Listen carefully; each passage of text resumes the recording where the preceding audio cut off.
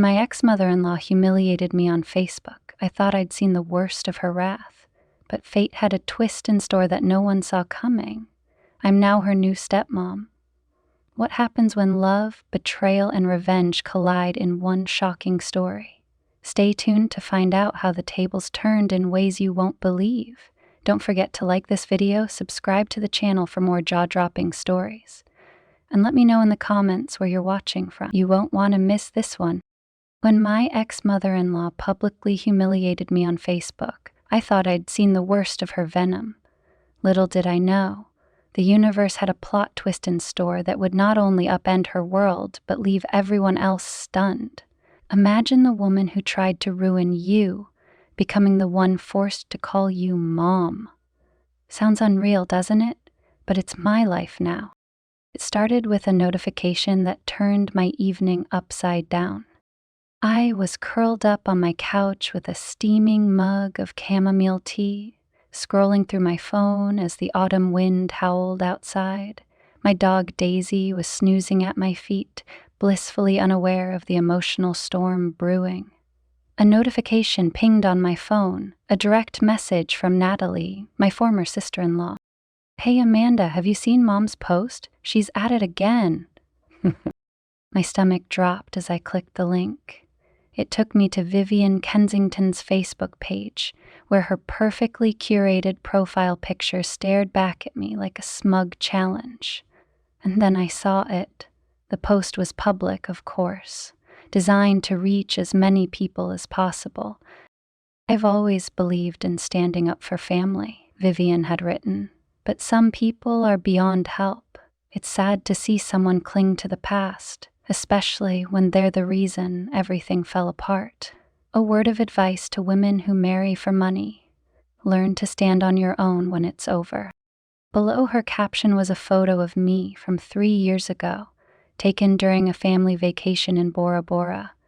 I was laughing, carefree, blissfully unaware that my husband at the time, her son Ryan, was sneaking off to call his mistress. The post had already garnered dozens of likes and comments, with her friends chiming in about entitled ex-wives and gold diggers. My face burned.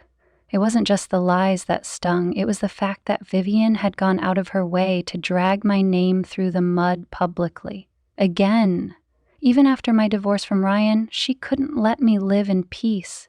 My initial reaction was to type a scathing response, but I stopped myself. Giving her attention would only feed her insatiable ego. Instead, I closed the app, tossed my phone onto the coffee table, and sank back into the cushions. The memories came flooding back.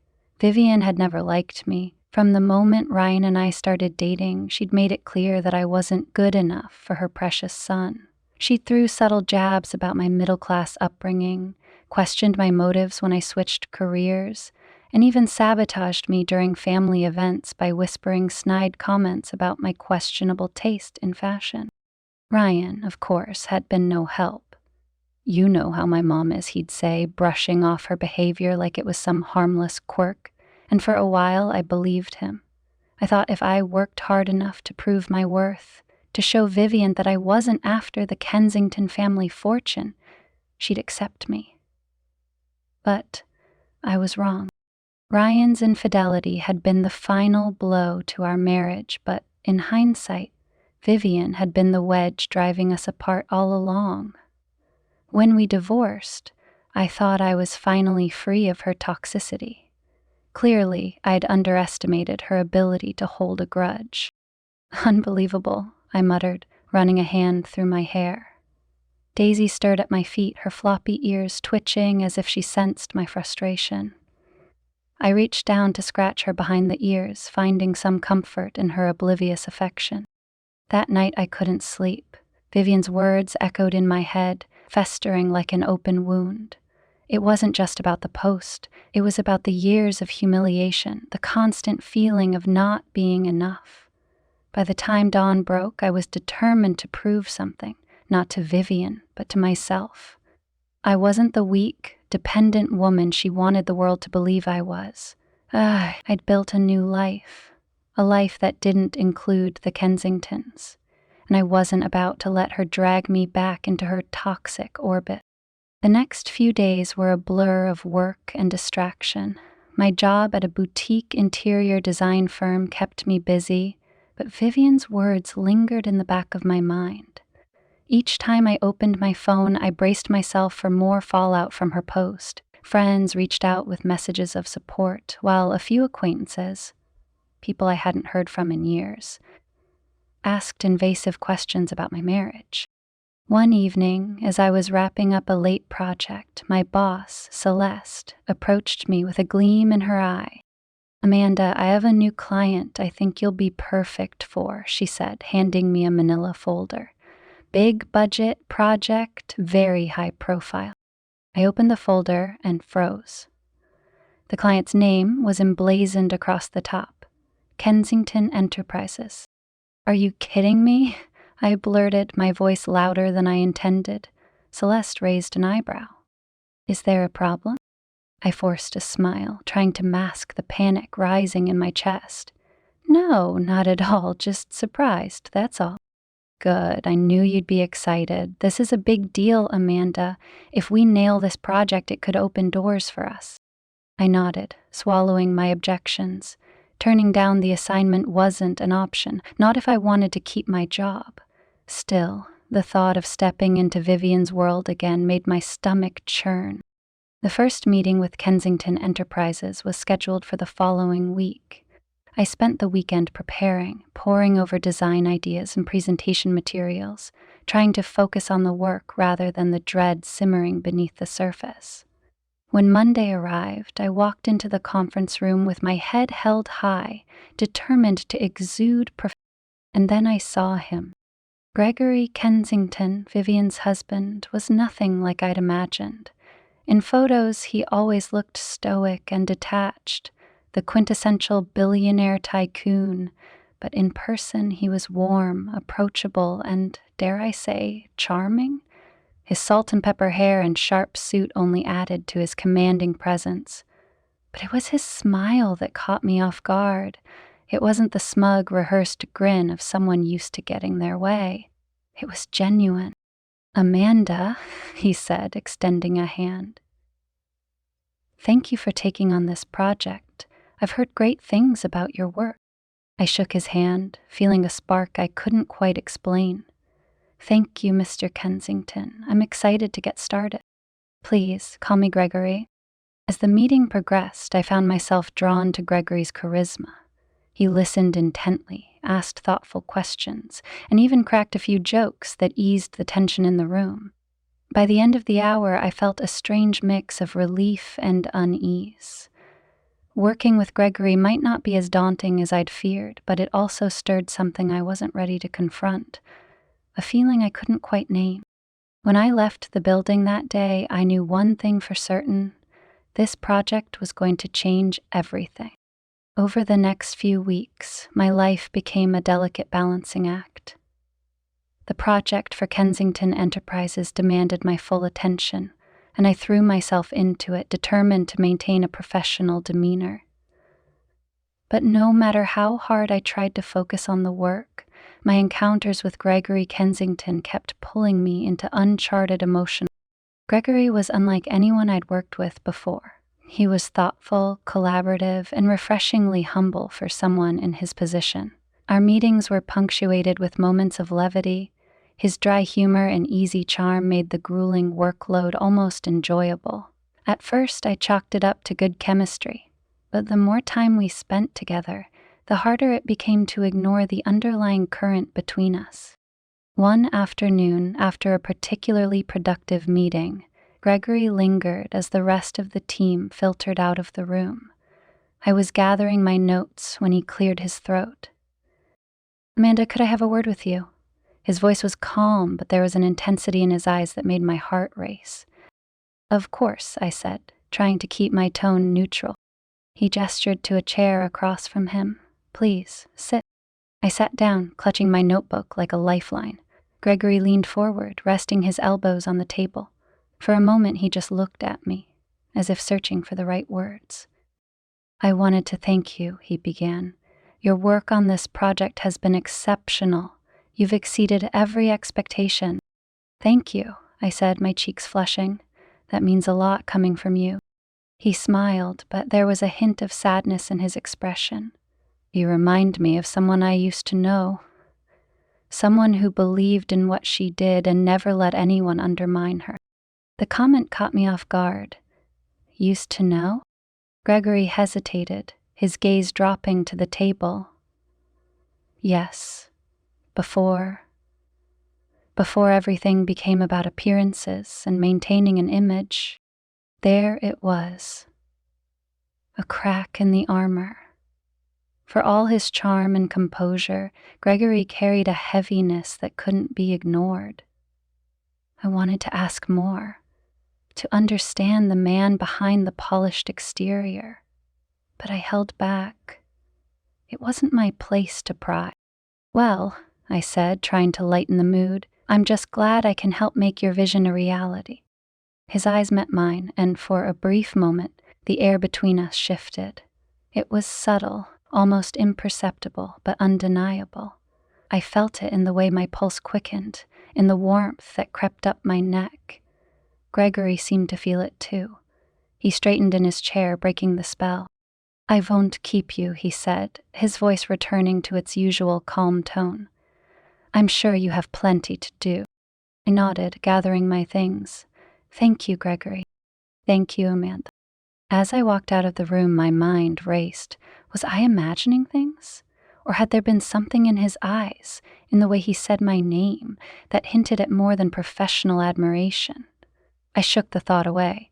Gregory was married, and no matter how strained his relationship with Vivian might be, he was still off limits. Later that week, I found myself at a charity gala hosted by Kensington Enterprises. Celeste had insisted I attend, claiming it was an opportunity to network and showcase our firm's involvement in the project. I reluctantly agreed, knowing it would mean facing Vivian in her element. The venue was a sprawling ballroom adorned with crystal chandeliers and opulent floral arrangements. Wealthy patrons milled about, sipping champagne and exchanging pleasantries. I felt out of place in my simple black dress, but I forced a smile and mingled, determined not to let the evening overwhelm me. It wasn't long before I spotted Vivian. She was surrounded by a group of admirers, her laughter echoing through the room like a warning bell. Dressed in a floor-length gown that screamed couture, she looked every bit the queen of her domain. When her eyes landed on me, her smile faltered for just a moment before she recovered, raising her glass in a mocking toast. Well, I pretended not to notice, focusing instead on the small circle of colleagues I'd joined, but the knot in my stomach tightened with every passing minute. I couldn't escape the feeling that I was being watched. And then Gregory appeared. He moved through the crowd with an ease that belied his position, pausing to exchange a few words here and there, but never lingering. When he reached me, he smiled. A genuine, disarming smile that made my chest tighten. Amanda, he said, his voice low enough that only I could hear, you look lovely tonight. Thank you, I replied, trying to keep my voice steady. You're not so bad yourself. He chuckled, the sound warm and infectious. Are you enjoying the evening? It's a lot, I admitted, but I'm managing. Gregory glanced around the room, his expression unreadable. It can be overwhelming, can't it, all this pretense? I nodded, grateful for his candor. It's not really my scene. I neither, he said, surprising me, but it's necessary. Before I could respond, Vivian swept over, her presence as commanding as ever. She placed a hand on Gregory's arm, her smile tight. Darling, she said, her tone dripping with false sweetness, I see you've met Amanda. She's working on that design project we discussed. Yes, Gregory said, his voice cool. Amanda has been doing exceptional work. Vivian's eyes narrowed slightly, but her smile remained fixed. How wonderful. I'm sure she appreciates the opportunity. Her words were polite, but the underlying hostility was clear. I felt my chest tighten, the weight of her disdain pressing down on me. But before I could respond, Gregory spoke again. "I do, actually," he said, his gaze steady. "Amanda's talent and dedication have been invaluable." For a moment, Vivian looked taken aback.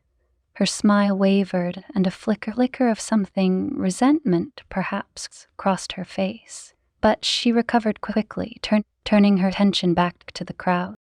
"Well, I'll leave you two to it," she said. "Don't forget, Gregory, we have some people to meet." As she walked away, I exhaled, realizing I'd been holding my breath. Gregory turned to me, his expression apologetic. "I'm sorry about that," he said. "Vivian can be difficult." "It's fine," I said, though my voice betrayed my discomfort. "I'm used to it." "You shouldn't have to be," he said, his voice firm. "If she gives you a hard time, let me know." I smiled, grateful for his support, but also wary of the implications. The line between us was becoming increasingly blurred, and I wasn't sure how much longer I could walk it without falling. This setup solidifies Amanda's connection with Gregory, intensifies the tension with Vivian, and lays the groundwork for the first cheating incident. Let me know if this meets your expectations or needs adjustment. The tension between Gregory and me was a constant, unspoken thread pulling us closer with each passing day. I tried to suppress it, reminding myself that he was married, that I couldn't let myself become the person Vivian already accused me of being. But denying what was brewing between us felt like fighting gravity. And then, one night, everything changed. It was late on a Friday evening, and I was still at the office, finishing up some last-minute revisions for the Kensington project. The building was eerily quiet, the usual bustle of my coworkers replaced by the hum of the fluorescent lights. I was so engrossed in my work that I didn't notice Gregory standing in the doorway until he cleared his throat. I looked up, startled. "Gregory, what are you doing here?" "I could ask you the same thing," he said, stepping into the room. He was dressed casually for once, his tie loosened and his shirt sleeves rolled up to reveal strong forearms. It was a disarming sight, far removed from the polished image he usually projected. "Just finishing up some edits," I replied, gesturing to the plan spread across my desk. "What about you?" He smiled, a tired but genuine smile. "I had a late meeting upstairs. Thought I'd check in before heading home." I glanced at the clock. It was nearly 9 p.m. "You should go home and get some rest. I'm sure you've had a long day." "Still have you?" he said, moving closer. "You're always working late. Do you ever take a break?" I shrugged, trying to ignore the way my pulse quickened as he closed the distance between us. "Not when there's this much to do."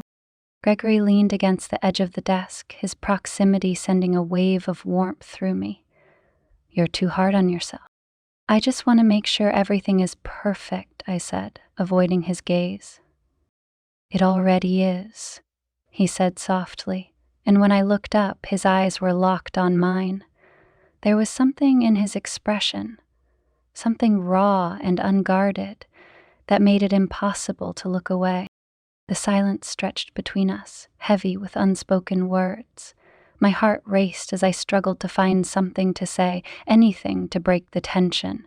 But before I could, Gregory reached out and brushed a strand of hair from my face, his fingers lingering for a moment too long. "Gregory," I began, my voice barely above a whisper. "I know," he said, his voice low and filled with something I couldn't quite name. "I know this is complicated, but I can't stop thinking about you." My breath caught in my throat. "You shouldn't say that." "Maybe not," he said, his hand falling to his side. "But it's the truth." I stood there, frozen, torn between the rational part of me screaming to walk away and the part that ached to close the distance between us. He was so close now, his presence overwhelming, and I could feel the heat radiating off him. "Gregory, this isn't right," I said, though my voice lacked conviction. "Then tell me to leave," he said, his eyes searching mine. "Tell me you don't feel it too, and I'll walk out that door right now." I opened my mouth to respond, but the words wouldn't come, because I did feel it. I felt it in the way my heart pounded, in the way my skin tingled under his gaze. And as much as I wanted to deny it, I couldn't. When I didn't answer, Gregory took a step closer. "Amanda, tell me to leave." I shook my head, tears pricking my eyes. "I can't." That was all he needed. In one swift motion, he closed the distance between us, his hands cupping my face as his lips met mine. The kiss was electric, a surge of emotions I hadn't allowed myself to feel in years. I melted into him, my hands clutching the fabric of his shirt, as if anchoring myself to reality. For a moment, time seemed to stand still. Nothing else mattered. Not Vivian, not the consequences, not the world outside that tiny office. It was just us, tangled in a moment that felt both inevitable and forbidden. When we finally broke apart, we were both breathless. Gregory rested his forehead against mine, his hands still cradling my face. "I'm sorry," he said, his voice raw. "I shouldn't have—" "Don't," I interrupted, shaking my head. "Don't apologize." He pulled back slightly, his eyes searching mine. "This isn't fair to you, or to anyone." "Nothing about this is fair," I said, my voice trembling, "but that doesn't mean it isn't real." Gregory sighed, running a hand through his hair. "I don't know what to do. I've been unhappy for so long, Amanda. And then you came into my life and— Stop," I said, placing a hand on his chest. "We can't do this here." He nodded, his expression conflicted. "You're right, I should go." But neither of us moved. The air was thick with tension, and though we both knew this moment would haunt us, neither of us could bring ourselves to end it. Finally, Gregory stepped back, his absence leaving a cold void where his warmth had been. "I'm sorry," he said again, his voice heavy with regret. "I'll see you Monday." And with that, he was gone, leaving me alone in the office with a whirlwind of emotions I couldn't begin to process. I sank into my chair, my head in my hands, as the reality of what had just happened began to sink in. I had crossed a line I swore I'd never cross. And while part of me was consumed with guilt, another part couldn't ignore the undeniable truth. Gregory Kensington wasn't just a man I worked with. He was a man who saw me, who valued me, in a way I hadn't felt in years. As I sat there in the silence, one thought echoed in my mind. This wasn't the end. It was only the beginning. The Monday after our first kiss, I arrived at work determined to maintain professionalism, to pretend that nothing had happened. But pretending was easier said than done. Every time I stepped into the office, the memory of Gregory's touch lingered, an invisible tether pulling me back to that fateful night. When I walked into the conference room for our team meeting, Gregory was already there, chatting with a few senior executives. His gaze flicked to mine for a split second before he turned back to the conversation, his expression unreadable. I took a seat at the far end of the table, forcing myself to focus on the agenda, but my thoughts kept drifting. Did he regret it? Was he pretending too? The meeting dragged on, and I avoided looking at him. But as everyone filed out, Gregory lingered, waiting until the room emptied. I stood, gathering my notes, when he spoke softly. I froze. The sound of my name on his lips sent a shiver down my spine. Slowly, I turned to face him. "We need to talk," he said, his voice calm but firm. "Can you come by my office later?" I hesitated, my heart pounding. Of course. Later that afternoon, I found myself standing outside Gregory's office door, my palms damp with sweat. I knocked lightly, and his voice called out, "Come in." The room was bathed in warm light from the floor to ceiling windows. Gregory sat behind his desk, but when I entered, he stood and gestured to the seating area near the window. "Please, sit," he said, his tone gentle. I perched on the edge of the leather armchair, clutching my notebook as if it could shield me from the storm brewing inside me. Gregory sat across from me, his hands clasped tightly as he leaned forward. I owe you an apology, he began, his eyes filled with a mix of regret and longing. What happened Friday? It was inappropriate. I crossed a line and I put you in a terrible position. Gregory, I said, cutting him off, you don't need to apologize. I'm just as responsible as you are. He exhaled, his shoulders slumping. I can't stop thinking about you, Amanda. I know it's wrong, but I can't help it. The confession hung in the air, heavy and undeniable. I wanted to say something to make it better, to ease the guilt we both felt, but the truth was I felt the same way. The pull between us was undeniable, and pretending it wasn't there only made it stronger. What do we do? I asked, my voice barely above a whisper. Gregory hesitated, then reached for my hand. His touch was warm, grounding, and I didn't pull away. I don't know, he admitted, but I can't ignore this. I've spent years in a marriage that feels more like a business arrangement than a partnership. And then you came along and suddenly I feel alive again. Tears pricked my eyes, but I blinked them away. This isn't fair to you, or to me. I know, he said, his voice cracking, but I don't want to lose this. I don't want to lose you. Despite our resolve to keep things professional, the boundaries between us continued to blur. It started with stolen glances during meetings, lingering touches when no one was looking, and late-night text exchanges that drifted from work to personal. Each interaction felt like a step closer to something we couldn't undo. The next incident happened during another late night at the office. I was reviewing design drafts when Gregory appeared in my doorway. He leaned against the frame, his tie loosened and his shirt unbuttoned at the collar. Still working? He asked, his voice soft. I nodded. Just finishing up some edits. What about you? I couldn't focus at home, he admitted. Thought I'd come back and catch up on some things. We both knew it was an excuse. Gregory stepped into the room, closing the door behind him.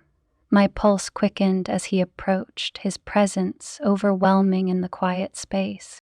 I don't know how you do it, he said, gesturing to the plans spread across my desk. You've taken this project to a level I didn't think was possible.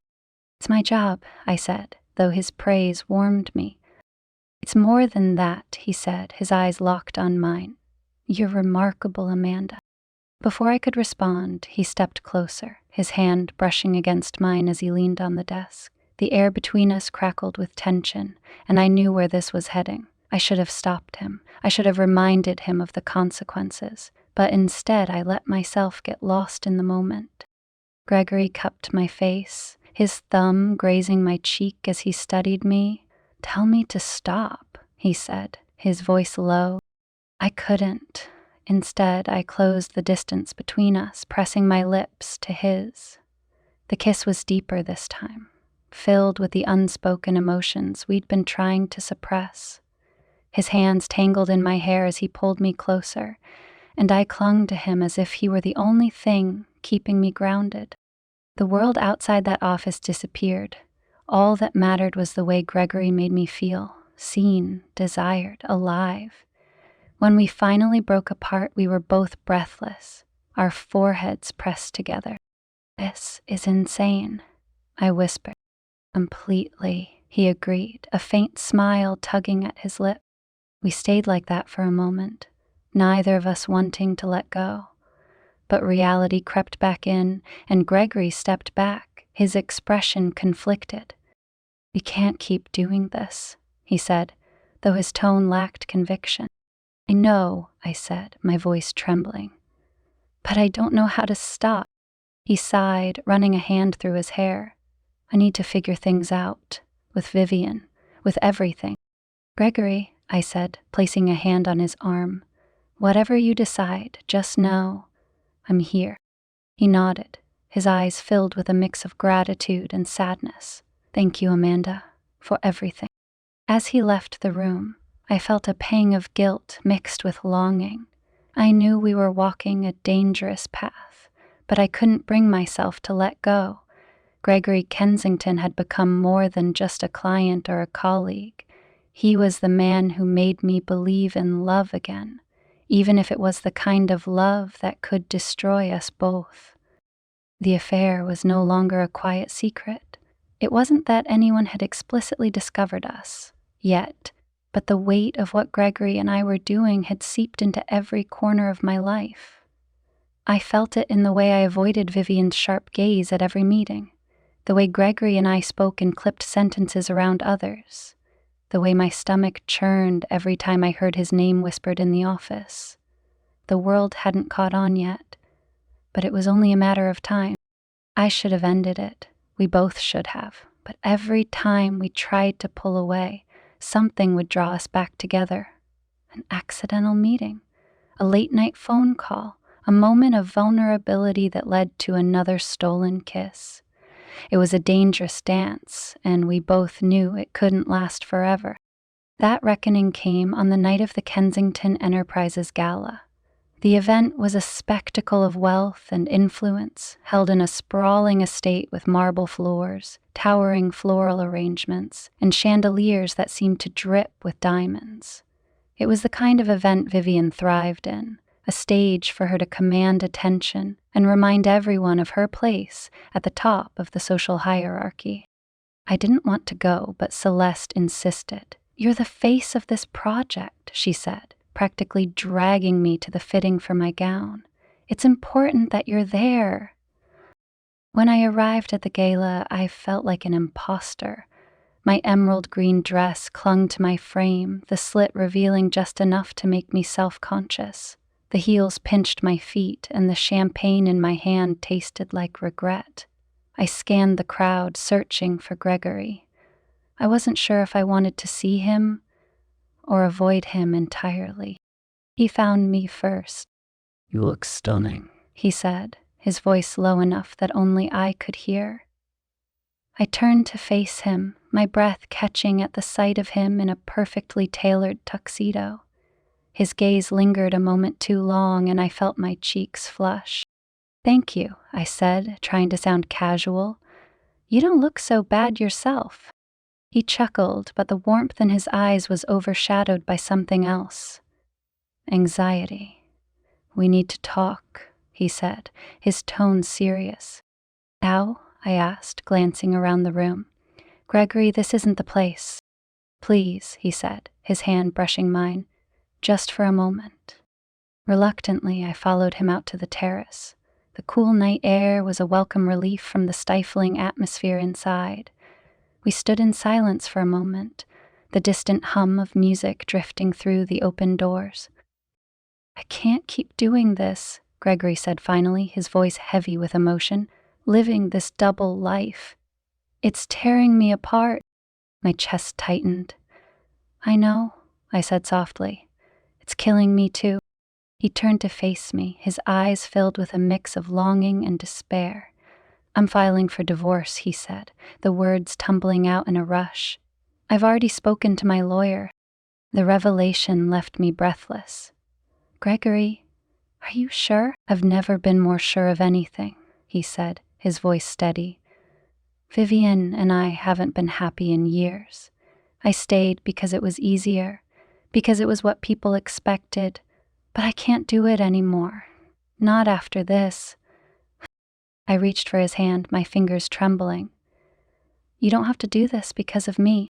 This isn't just about you," he said, squeezing my hand, "but you've made me realize I deserve more than what I've been settling for." Before I could respond, the sound of heels clicking against the marble floor interrupted us. I turned to see Vivian standing in the doorway, her expression as sharp as a blade.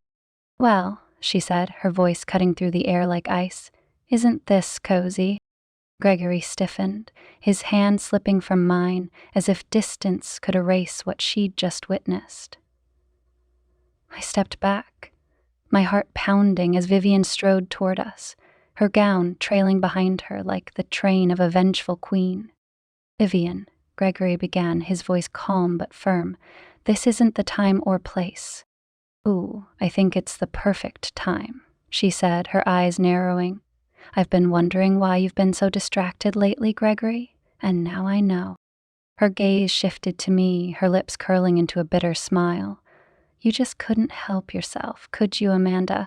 First Ryan and now Gregory. What is it with you and Kensington men?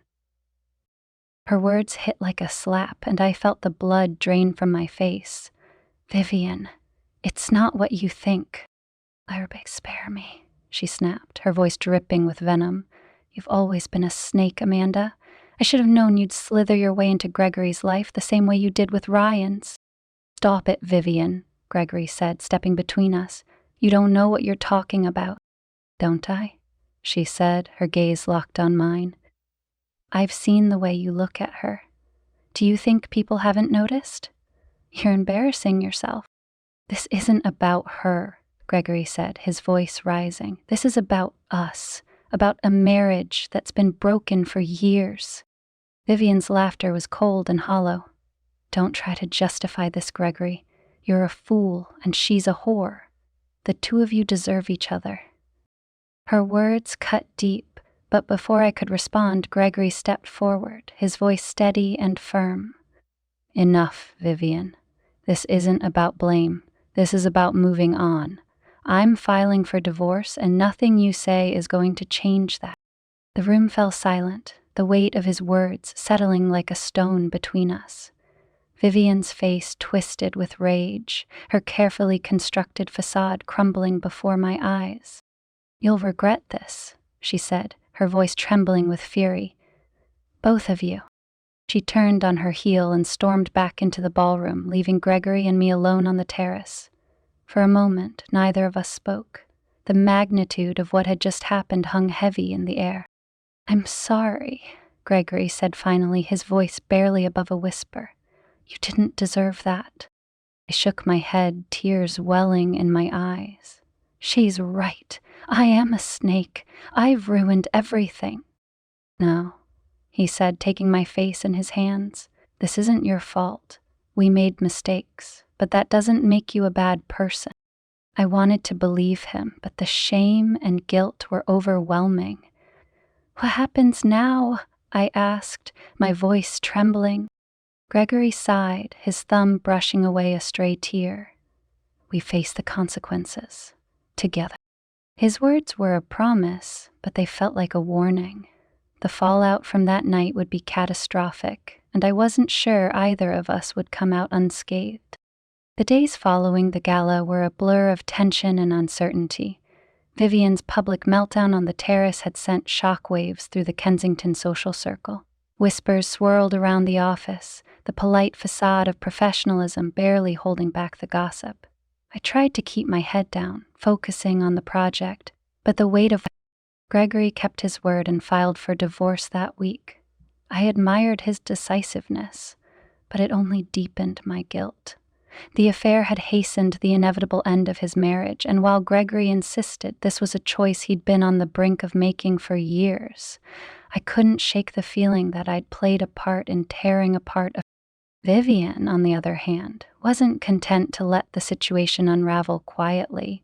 True to her nature, she launched a full-scale attack, weaponizing her wealth and connections to control the narrative.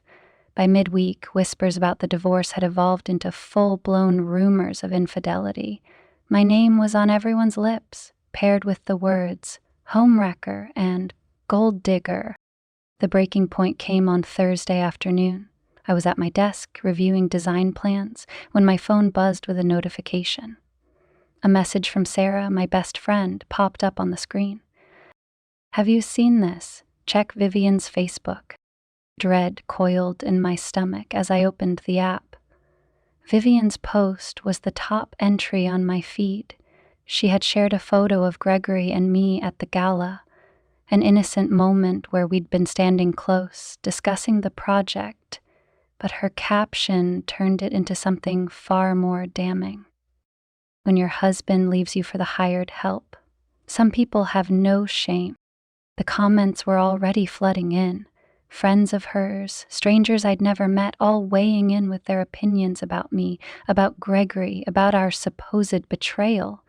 My breath hitched as I scrolled, the bile rising in my throat with every cruel remark. Slow. What kind of woman destroys a family like that?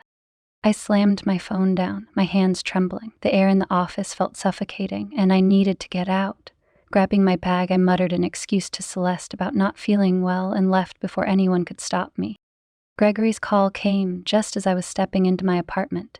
I let it ring a few times before answering, trying to steady my voice. "Amanda," he said, his tone urgent. "I saw the post." "Of course you did," I said, slumping onto the couch. "Everyone's seen it. She's turned me into public enemy number one." "I'm sorry," he said, and I could hear the guilt in his voice. "This is my fault." "No," I said firmly.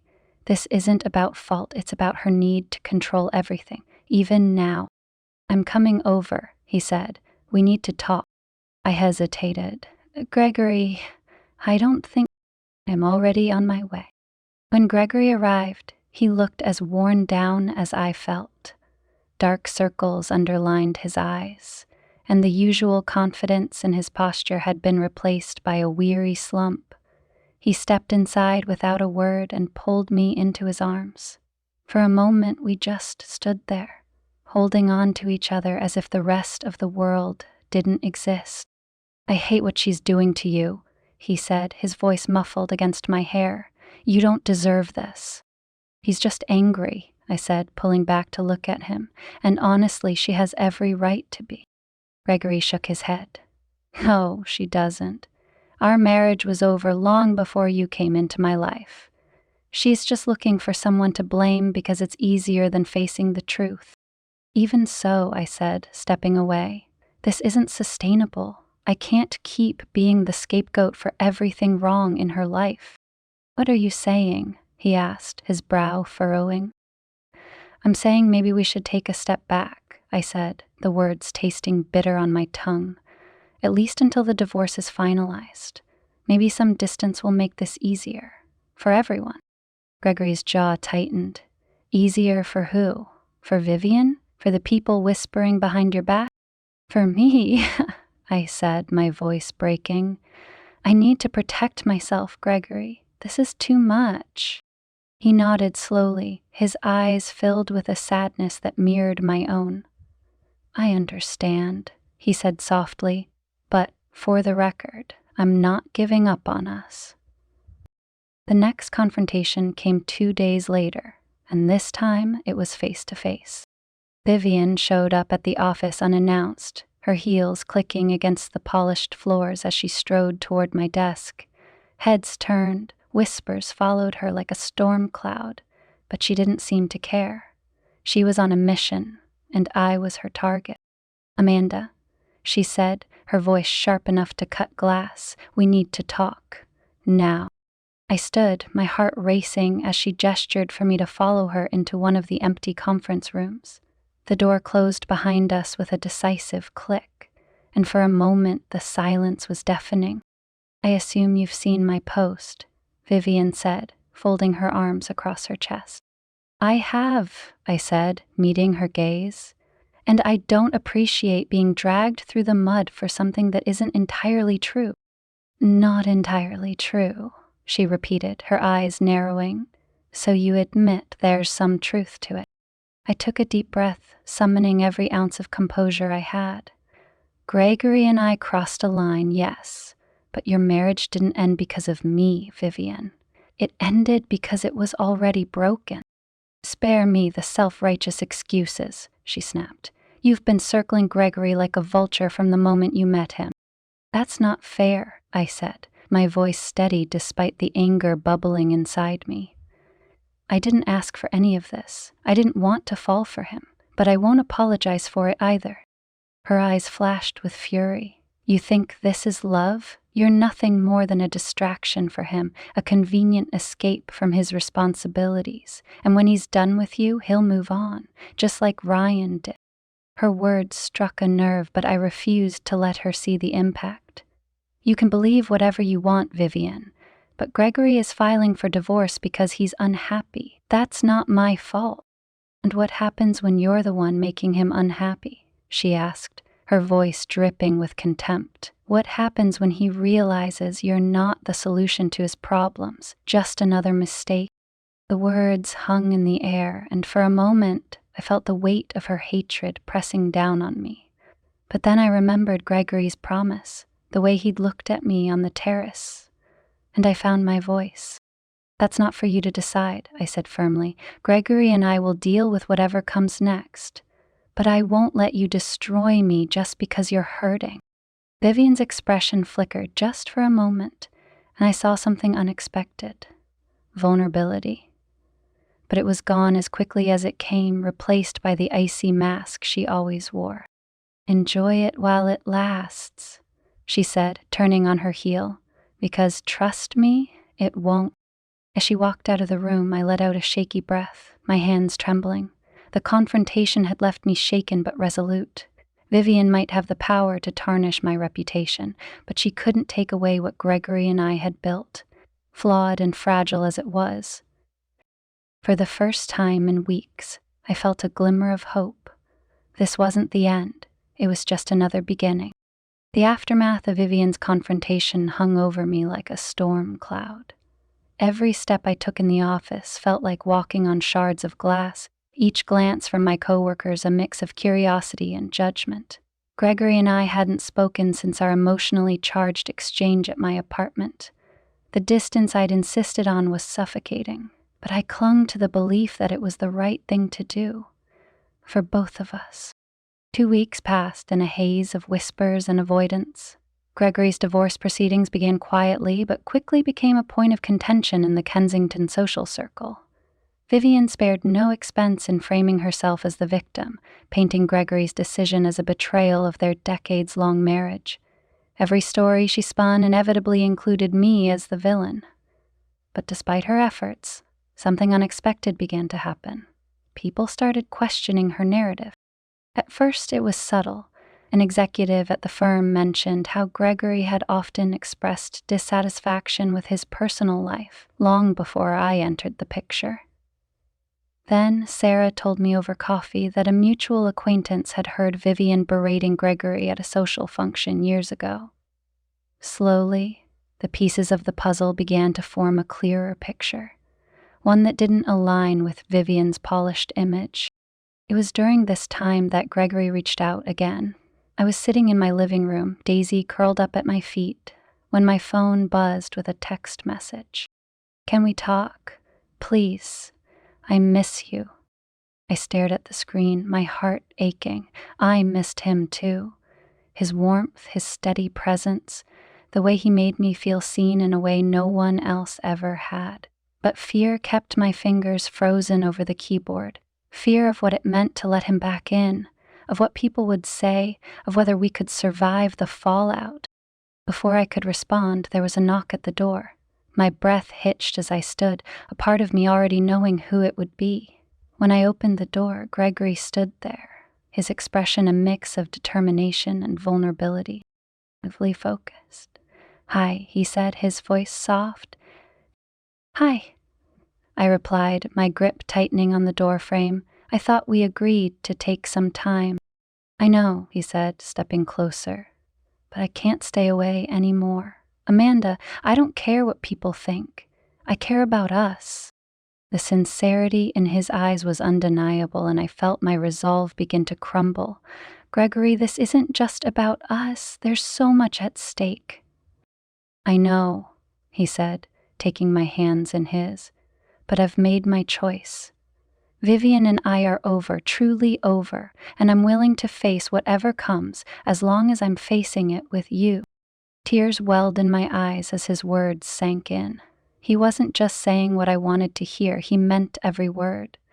Slowly, I nodded, letting him pull me into his arms. The weeks that followed were anything but easy. Gregory and I made the decision to be open about our relationship, knowing full well the backlash it would invite. Vivian wasted no time using the news to fan the flames of her narrative, her social media posts growing increasingly venomous. But instead of cowering under her attacks, I chose a different approach. With Gregory's support, I began telling my side of the story to friends, to colleagues, and eventually to the public. I didn't engage in mudslinging or try to tear Vivian down.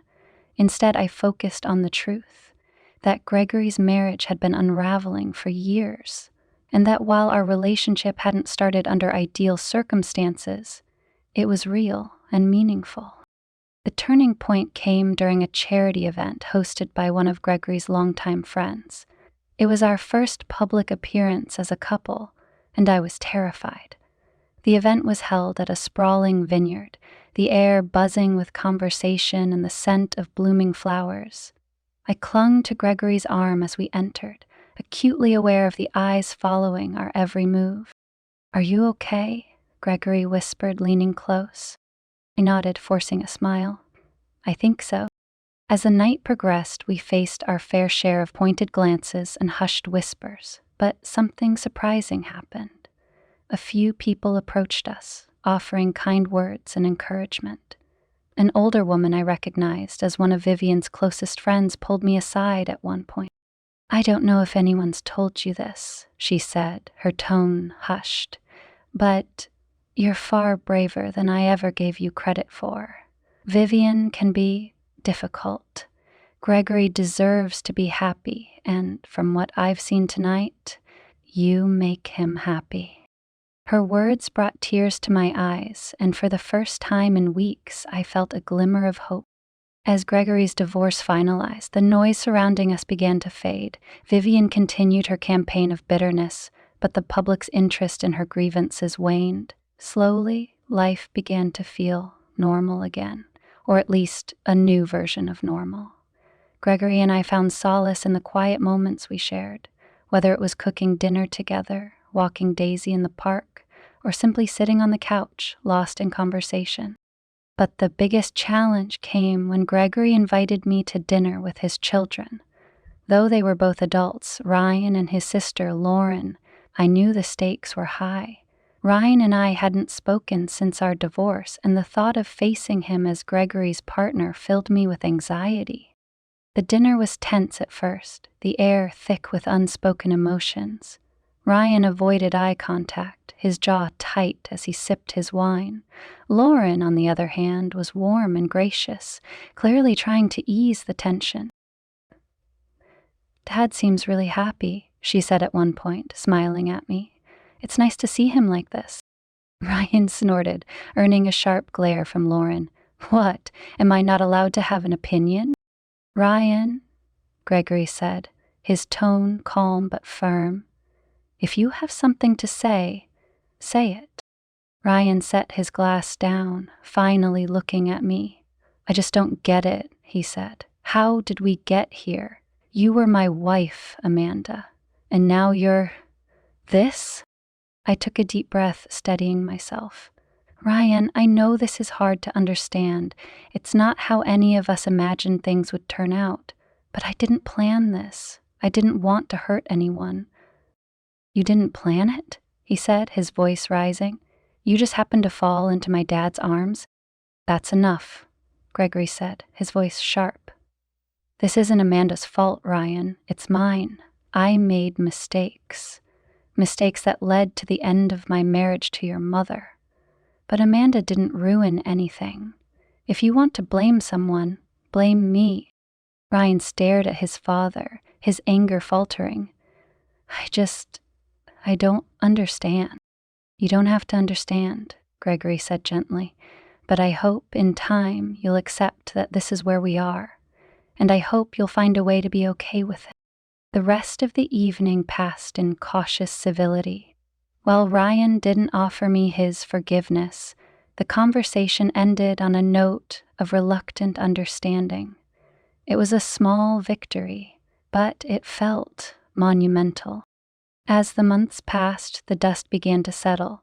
Gregory and I continued building our life together, navigating the complexities of our relationship with patience and care. Vivian remained a distant storm, her bitterness fading into the background as we focused on what truly mattered: us. In the end, the journey wasn't about proving anyone wrong or justifying our choices. It was about finding happiness in the most unexpected places and holding on to it, no matter how messy or imperfect it might be. For the first time in years, I felt at peace, and that was more than enough. Life with Gregory had finally settled into a peaceful rhythm. The noise surrounding us faded, replaced by quiet evenings, shared dreams, and the cautious rebuilding of trust with those around us. I'd started to believe that the worst was behind us, that we'd weathered the storm and come out stronger. But fate, as it turns out, wasn't finished with its surprises. One crisp autumn afternoon, Gregory and I were preparing for a small dinner party at our home. It was meant to be a celebration, a milestone marking his divorce's finalization and the success of the Kensington Enterprises project. Lauren and Ryan were both invited, as were a few close friends. I was in the kitchen arranging appetizers when the doorbell rang. "I'll get it," Gregory called, heading to the door.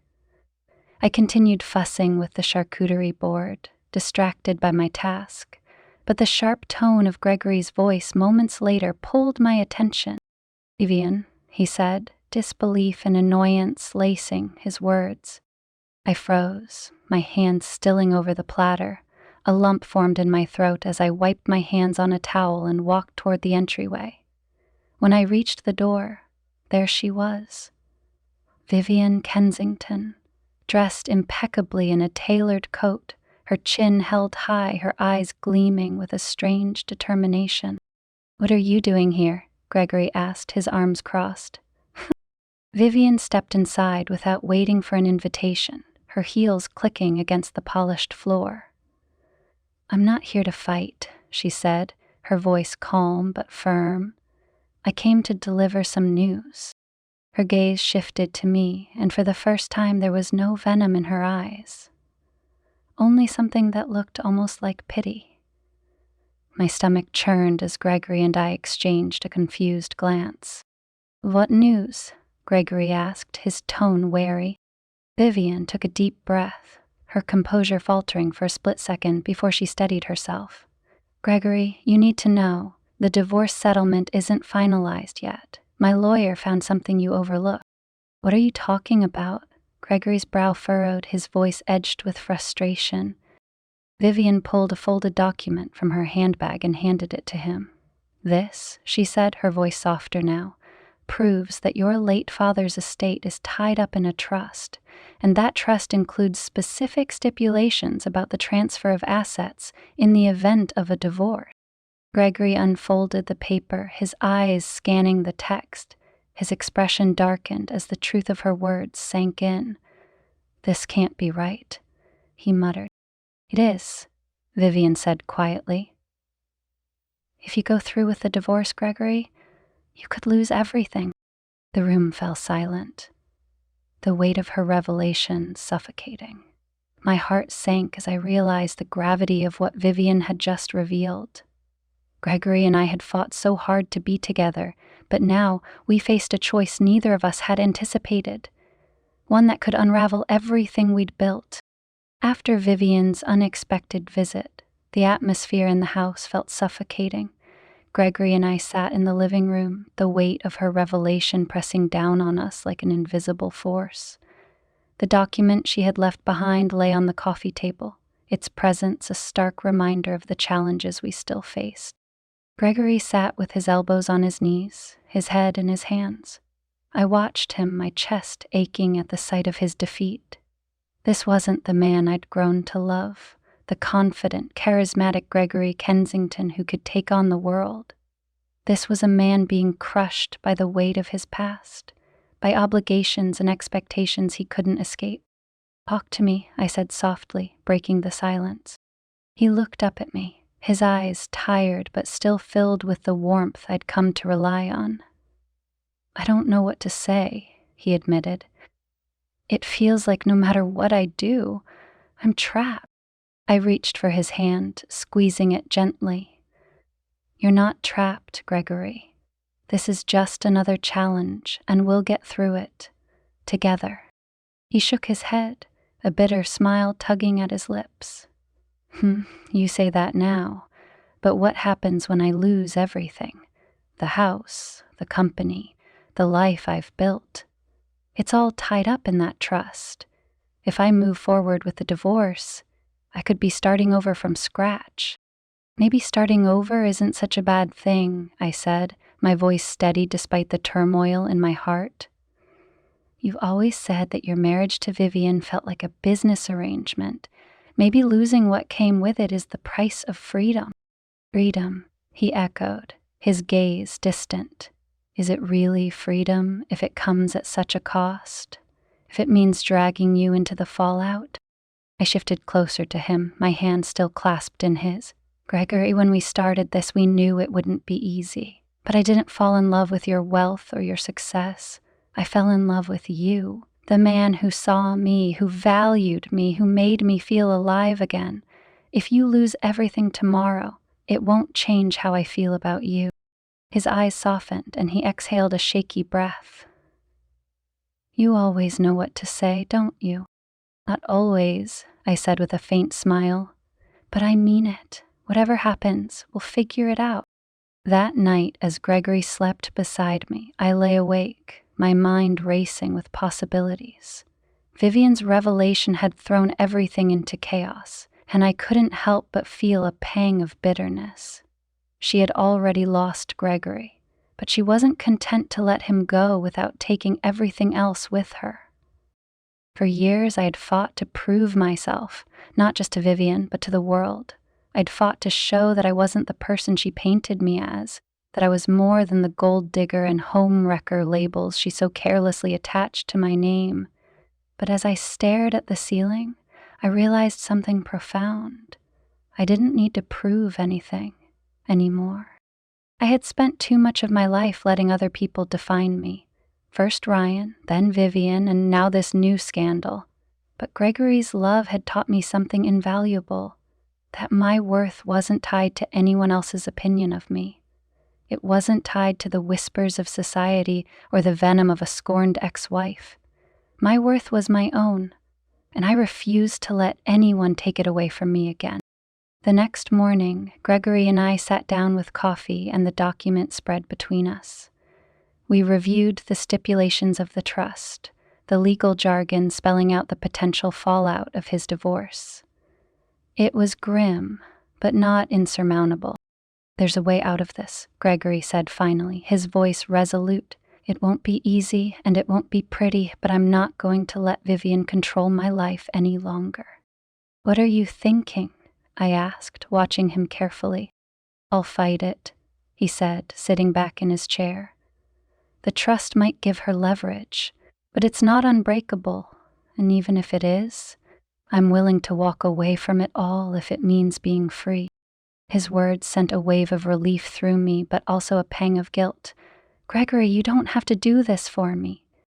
I'm not doing it for you, he said, reaching for my hand. I'm doing it for us, for me, for the life I want to build, the life I deserve. Vivian doesn't get to hold me hostage anymore.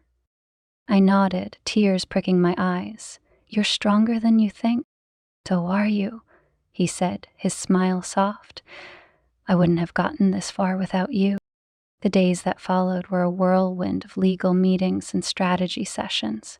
Gregory assembled a team of attorneys to challenge the terms of the trust, while I focused on rebuilding my own sense of stability.